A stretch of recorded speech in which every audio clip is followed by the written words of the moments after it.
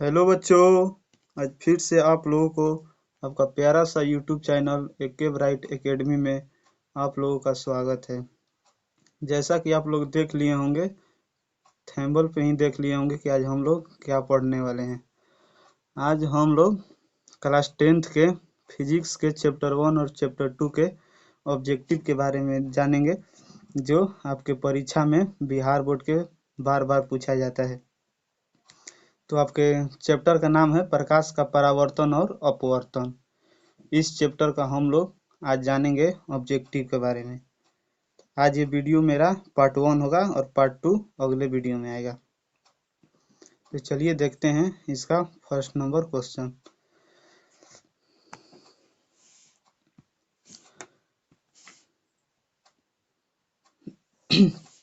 आपके सामने पहला क्वेश्चन है कि प्रकाश की किरण गमन करती है। प्रकाश की किरण गमन करती है। तो आप लोगों को पता होगा कि प्रकाश की किरण सीधी रेखा में गमन करती है। इसमें सीधी रेखा में प्रकाश की किरण गमन करती है। सीधी रेखा में प्रकाश की किरण गमन करती है। इसका ऑप्शन नंबर ए राइट हो जाएगा। चलिए अब दूसरे नंबर क्वेश्चन पर चलते हैं। दूसरा नंबर क्वेश्चन है कि प्रकाश का वेग न्यूनतम होता है। वेग न्यूनतम होता है मतलब पूछ रहा है कि प्रकाश का चाल किसमें न्यूनतम होता है। तो चलिए देखते हैं। इसका राइट आंसर होगा कांच में। राइट आंसर कांच में, ऑप्शन नंबर डी। चलिए देखते हैं इसका किसमें कितना होता है वेग। निर्वात में प्रकाश का वेग होता है 3 × 10⁸ मीटर प्रति सेकेंड होता है। और जल में आपका होता है 2,25,000। कितना? 2,25,000 किलोमीटर प्रति सेकेंड।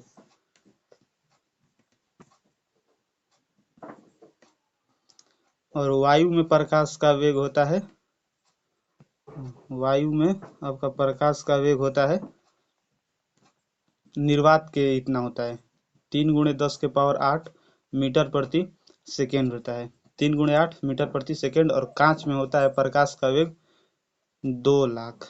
कितना? तो 2 लाख किलोमीटर प्रति सेकेंड होता है। 2 लाख किलोमीटर प्रति सेकेंड होता है। इसमें एक क्वेश्चन और पूछा जाता है कि एक क्वेश्चन ये पूछा जाता है कि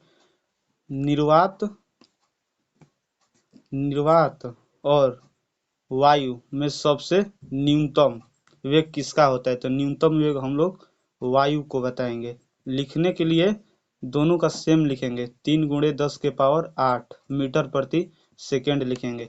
लेकिन जब पूछेगा निर्वात और वायु में दोनों में किसमें सबसे कम होता है प्रकाश का वेग, तो बताएंगे वायु में। ये आपका पूछा हुआ क्वेश्चन है बिहार बोर्ड में। तो चलिए देखते हैं अब तीसरा नंबर क्वेश्चन। तीसरा नंबर क्वेश्चन है कि मोटर गाड़ी के चालक के सामने लगा होता है। मोटर गाड़ी के चालक में लगा होता है। मोटर गाड़ी के चालक के सामने लगा रहता है। कौन सा दर्पण लगा रहता है? तो उत्तल दर्पण लगा रहता है। कौन सा दर्पण? उत्तल दर्पण। ये जो अवतल दर्पण है, अवतल दर्पण लगा होता है किसमें? गाड़ियों के हेडलाइट में लगा रहता है। गाड़ियों के हेडलाइट में। ये भी आपको ध्यान रखना होगा। तो इसका राइट आंसर हो जाएगा बी। चलिए अगला क्वेश्चन चौथा देखते हैं। चौथा क्वेश्चन है कि मोटर कार के हेडलाइट में किसका उपयोग होता है। देखिए ये क्वेश्चन आ गया। मोटर कार के हेडलाइट में किसका प्रयोग होता है। तो मोटर कार में हेडलाइट में होता है अवतल दर्पण में। कौन सा? अवतल दर्पण। ऑप्शन नंबर सी हो जाएगा। अगला क्वेश्चन 5 नंबर। समतल दर्पण द्वारा वर्णन प्रतिबिंब होता है। तो ये देखिए, समतल दर्पण द्वारा वर्णन प्रतिबिंब होता है काल्पनिक होता है। काल्पनिक होता है। कौन सा? काल्पनिक। Option number B. 6 number question है लेंस की क्षमता का इकाई मात्रक। लेंस की क्षमता का इकाई मात्रक डायोप्टर है। डायोप्टर। इसका ऑप्शन नंबर ए हो जाएगा। देख लेते हैं कि लेंस की क्षमता का फॉर्मूला क्या होता है। तो हम लोग जानते हैं P = 1/f होता है। कौन? P = 1/f। इसका फॉर्मूला होता है लेंस की क्षमता का। चलिए अगला क्वेश्चन 7 नंबर देखते हैं। 7 नंबर क्वेश्चन कह रहा है कि प्रकाश की किरणों का पथ दर्शाने वाले चित्रों को कहा जाता है। इसका राइट आंसर होगा किरण आरेख। क्योंकि जिस पथ पर प्रकाश की किरण गमन करती है उसे क्या कहते हैं? प्रकाश का किरण कहते हैं। तो वही बोल रहा है कि प्रकाश की किरण का पथ दर्शाने वाले चित्र को क्या कहा जाता है? तो किरण आरेख कहता है। आपका सही ऑप्शन नंबर हो जाएगा ए। 8 नंबर क्वेश्चन देखते हैं। 8 नंबर क्वेश्चन है कि 2 डायोप्टर वाले क्षमता वाले लेंस का फोकल स्थान होगा। 2 डायोप्टर वाले लेंस का फोकल स्थान, तो यहाँ देखिए क्षमता मतलब हम लोग का पी का मान दे दिया, कितना? 2 डायोप्टर। और क्या दिया है? लेंस का फोकल स्थान दे रहा है, मतलब फोकस दूरी निकालना है, स्मॉल एफ निकालना है। तो हम लोग दोनों के बीच संबंध जानते हैं, क्या होता है? पी बराबर 1/f होता है। क्या होता है? P by 1/f। तो पी का मान हमको क्या दिया है? 2 डायोप्टर दिया है, बराबर 1/f हो जाएगा। जब यफ हम लोग को निकालना है तो यफ बराबर क्या हो जाएगा? 1/2। 1 में 2 को भाग देंगे तो 0.5। ये क्या होगा? मीटर होगा, मीटर में होगा इसका। लेकिन हम लोग देख रहे हैं ऑप्शन में सेंटीमीटर में दे रहा है, तो सेंटीमीटर में बदलने के लिए 0.5 मीटर हम लोग का आया है। तो मीटर से सेंटीमीटर में बदलने के लिए क्या करते हैं? 100 से गुणा कर देते हैं। क्या करते हैं? 100 से गुणा। देखिए 0.5 है,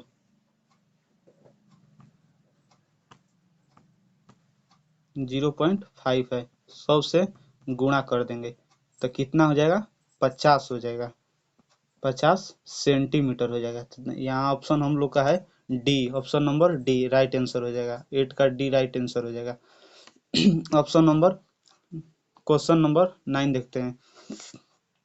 9 कह रहा है किसी उत्तल लेंस का फोकस्तांक 50 सेंटीमीटर है, 50 सेंटीमीटर, तो उसकी क्षमता ज्ञात कीजिए, क्षमता ज्ञात कीजिए। तो यहाँ देखिए ठीक उसके पिछले वाले क्वेश्चन के उल्टा दिया है। इसमें क्या दिया है? एफ का मान दे दिया है, कितना? 50 सेंटीमीटर दिया है, 50 सेंटीमीटर। आपको क्या पूछ रहा है? पी पूछ रहा है। तो आप लोग जानते हैं इसका संबंध होता है P बराबर 1/f होता है। क्या होता है? P by 1/f। यहाँ ध्यान देना होगा कि जो यहाँ f होता है मीटर में होता है। f क्या होता है? मीटर में होना चाहिए, लेकिन हमको यहाँ दिया है 50 सेंटीमीटर f का मान, तो 50 को हमको क्या बदलना होगा? मीटर में। सेंटीमीटर से मीटर में बदलने के लिए क्या करते हैं? तो क्या करते हैं? 100 से भाग दे देते हैं, 100 से भाग, 0 से 0 कट जाएगा, 5 दूना के 10 हो जाएगा, मतलब 1/2 हो जाएगा। 1/2 से भाग देने के तो कितना हो जाएगा? 0.5। छोड़िए, इसको भाग नहीं देते हैं।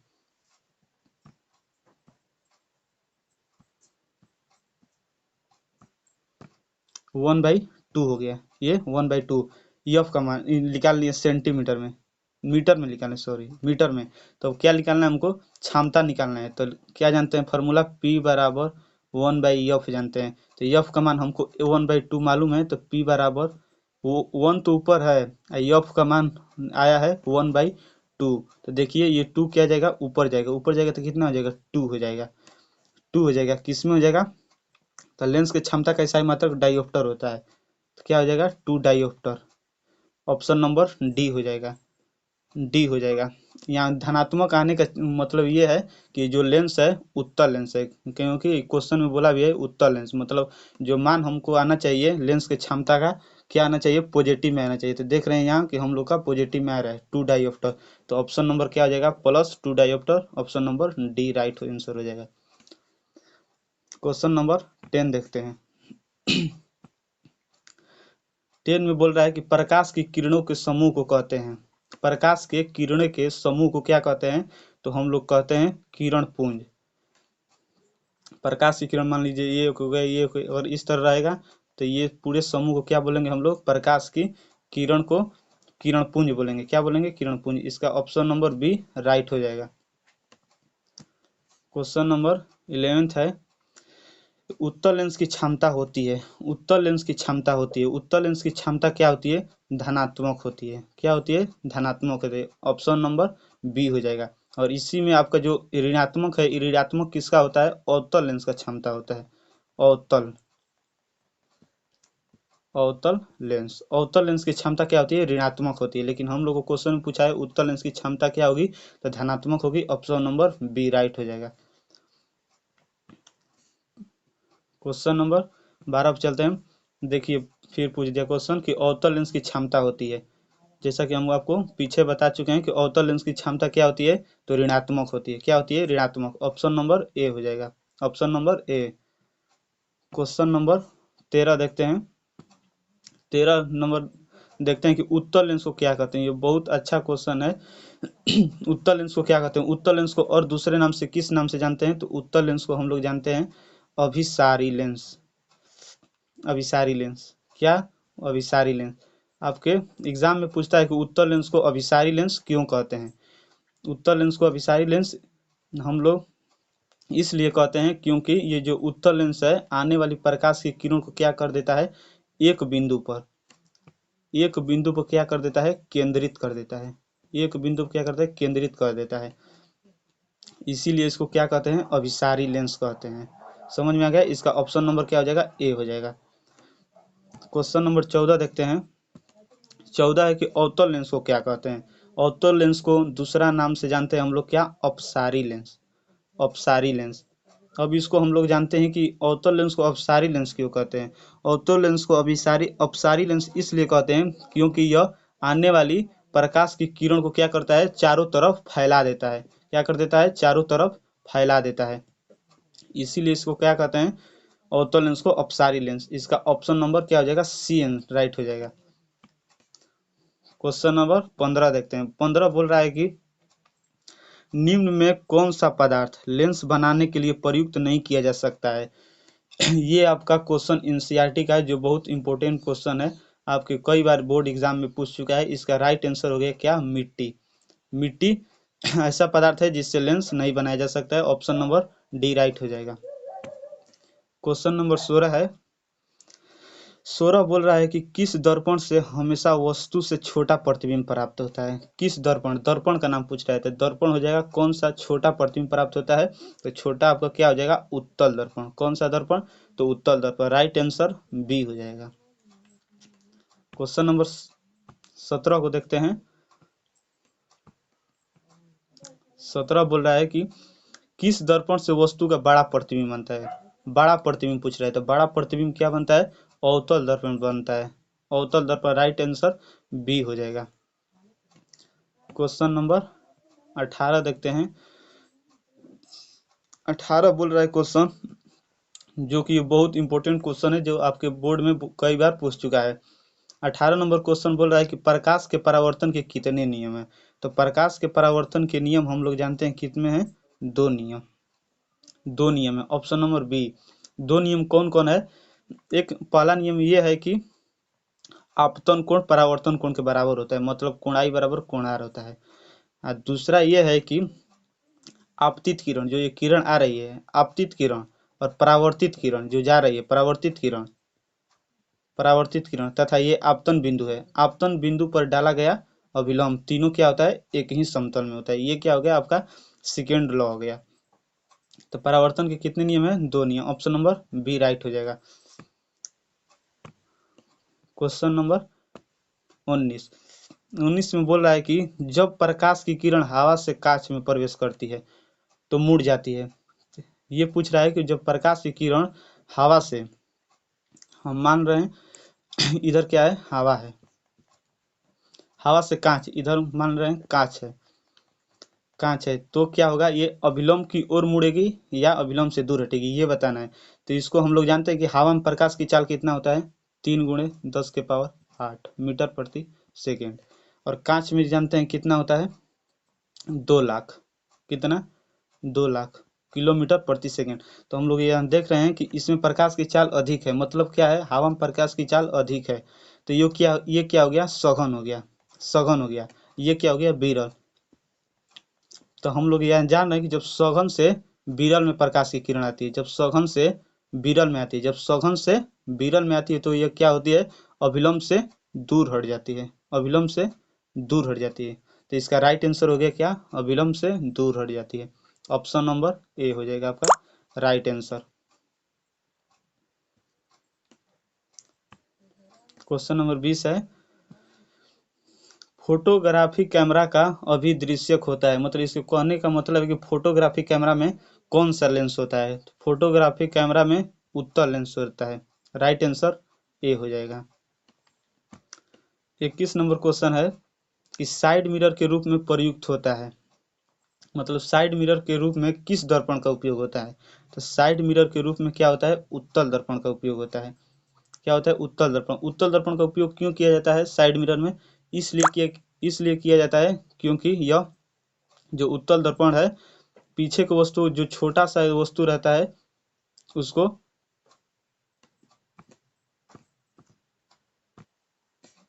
ये जो उत्तल दर्पण होता है क्या करता है, ये बहुत छोटा प्रतिबिंब बना देता है। क्या वस्तु का क्या बनाता है, छोटा प्रतिबिंब बनाता है, तथा इसका दृष्टि क्षेत्र जो होता है बहुत बड़ा होता है, मतलब विकृत होता है। इसीलिए साइड मिरर के रूप में उत्तल दर्पण का उपयोग किया जाता है। इसका राइट आंसर क्या हो जाएगा, ऑप्शन नंबर बी हो जाएगा। क्वेश्चन नंबर 23 को देखते हैं। 23 बोल रहा है कि एक अवतल दर्पण की फोकस दूरी 10 सेंटीमीटर है तो उसकी वक्रता त्रिज्या क्या है। देखिए अवतल दर्पण की फोकस दूरी क्या है, 10 सेंटीमीटर है। 10 सेंटीमीटर, तो उसकी त्रिज्या आर पूछ रहा है। तो हम लोग इसमें दोनों में रिलेशन जानते हैं कि रिलेशन क्या होता है, एफ बराबर आर बटा 2 होता है, या होता है आर बराबर 2 एफ होता है। तो हम लोग को यहाँ क्या दिया है, एफ का मान दे दिया है 10 सेंटीमीटर। तो आर बराबर 2 इंटू एफ का मान कितना दिया है, 10। तो आर का मान कितना हो जाएगा, 10 दूना के 20 हो जाएगा सेंटीमीटर। ऑप्शन नंबर कौन हो जाएगा, ऑप्शन नंबर बी हो जाएगा। Option number B. Question number 23 को देखते हैं। 23 बोल रहा है कि निर्गत किरण एवं अभिलंब के बीच के कोण को, क्या, निर्गत किरण और अभिलंब के बीच के कोण को क्या कहते हैं। तो निर्गत किरण और अभिलंब के बीच के कोण को क्या कहते हैं, निर्गत कोण कहते हैं। कौन सा कोण, तो निर्गत कोण। ध्यान में रखना क्या होगा, option number C. 24 number question है कि सरल सूक्ष्मदर्शी में किसका उपयोग होता है, मतलब किस लेंस का उपयोग होता है। तो कौन सा लेंस हो जाएगा, आपका उत्तल लेंस हो जाएगा। सरल सूक्ष्मदर्शी में उत्तल लेंस का उपयोग होता है। ऑप्शन नंबर डी राइट हो जाएगा। क्वेश्चन नंबर 25 है क्वेश्चन, किस लेंस के द्वारा सिर्फ काल्पनिक प्रतिबिंब बनता है। कौन सा, क्या बोल रहा है कि किस लेंस के द्वारा सिर्फ काल्पनिक प्रतिबिंब बनता है। गलती से लिखा गया बनता है, यहाँ बनता है। किस लेंस के द्वारा सिर्फ काल्पनिक प्रतिबिंब बनता है, तो वो है आपका लेंस पूछ रहा है। तो लेंस आपका क्या हो जाएगा, अवतल लेंस हो जाएगा। क्या हो जाएगा, अवतल lens. Option number B right हो जाएगा। देखिए ये दर्पण में उल्टा होता है। दर्पण में काल्पनिक प्रतिबिंब किस में बनता है, काल्पनिक